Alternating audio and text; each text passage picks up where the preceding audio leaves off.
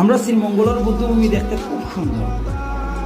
এক নজরে দেখিল শ্রীমঙ্গলের বৌদ্ধভূমি দেখলে বুঝতে পারবা কত সুন্দর।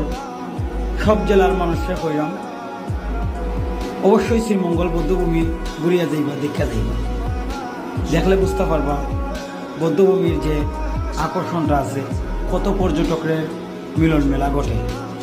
ধন্যবাদ, সবাই ভালো থাকবা। আর ভিডিওটা দেখে যদি ভালো লাগে আপনাদের অবশ্যই লাইক, কমেন্ট এবং শেয়ার করবা। ধন্যবাদ, সবাই ভালো থাকবা।